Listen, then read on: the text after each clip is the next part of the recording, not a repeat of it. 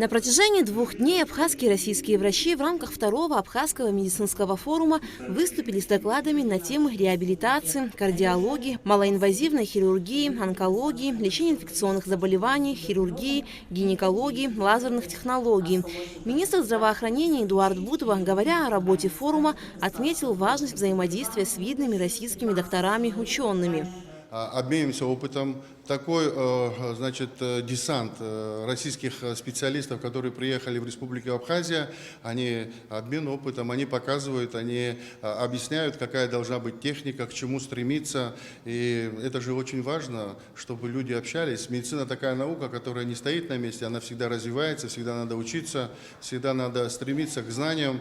Пациент должен получать квалифицированную медицинскую помощь, поэтому все делается для того, чтобы на площадке форума, для того, чтобы наши граждане получали хорошее, качественное медицинское обслуживание. Есть большой пул пациентов, которых проконсультировали наши российские коллеги, которые поедут лечиться в российские клиники по полису обязательного медицинского страхования, а у тех граждан, у которых этих полисов нет, то поедут при помощи Минздрава Республики Абхазия. Хотел бы поблагодарить российскую делегацию, министра здравоохранения Российской Федерации Михаила Альбертовича Мурашко за визит, который состоялся в Республику Абхазия. Это знаковое событие. Также хотел поблагодарить и министров Республики Южная Осетия и Приднестровско-Молдавской Республики.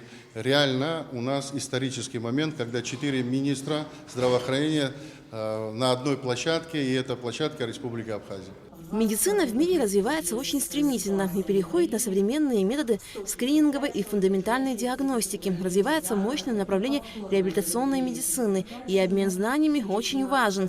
Стоит отметить, что в сравнении с прошлым годом в этом году увеличилось число докладов, мастер-классов, вырос общий уровень форума. Проведение такого форума имеет чрезвычайно важное значение.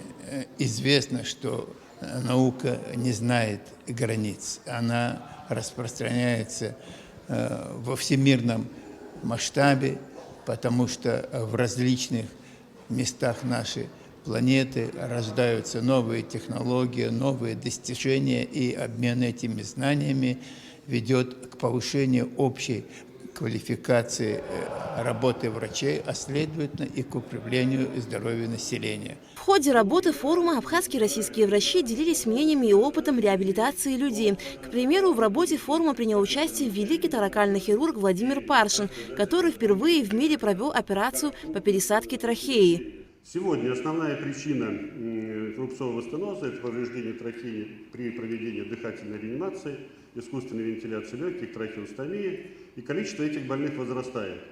Почему возрастает, сразу хочу сказать. Во-первых, искусственная вентиляция вошла в широкую практику. Это рутинная процедура, которая выполняется практически во всех медицинских учреждениях. И второе, эти больные стали выживать реанимационного плана.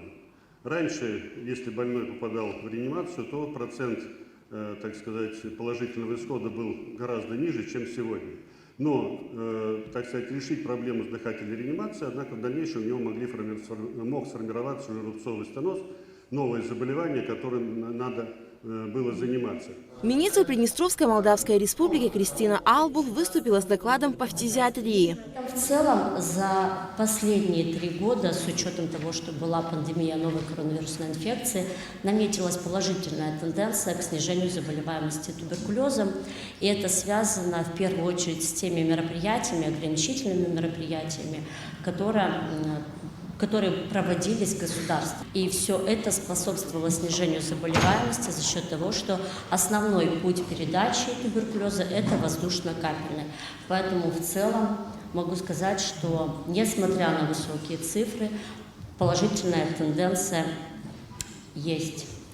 На форуме с докладами также выступили и профильные абхазские специалисты. В целом, участники форума отмечают, что при обсуждении актуальных вопросов вырабатывается и совместные решения тех или иных вопросов оказания медицинской помощи.